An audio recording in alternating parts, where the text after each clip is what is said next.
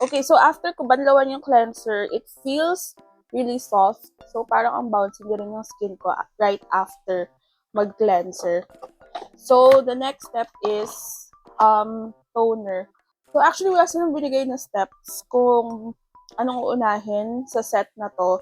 So, gagawin ko na lang yung normal steps ko on how to do my skincare. So, meron dalawang toners. Ang bottle toner pads. So, dahil makulit ako, gagamitin ko parehas.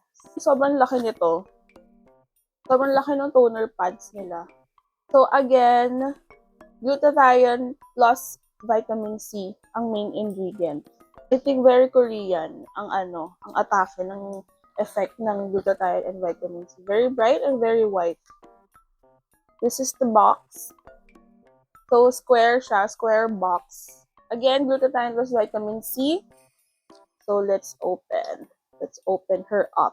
Okay, so ito yung box. And when we open, meron tayong little tongs for sanitation purposes. I'm gonna get one. So, this is what the pad looks like. Parang ka-size lang ng mga normal cotton pads. And smell, halos wala.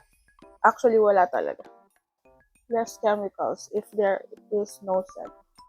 Okay. So, hindi siya mahapdi sa balat. Mild lang din siya sa feeling. Actually, ang ganda ng glow ko. Ang ganda ng glow sa skin. Next, i-try naman natin yung isang toner. I don't know if that's okay o magkaka-breakout ako, but let's do it.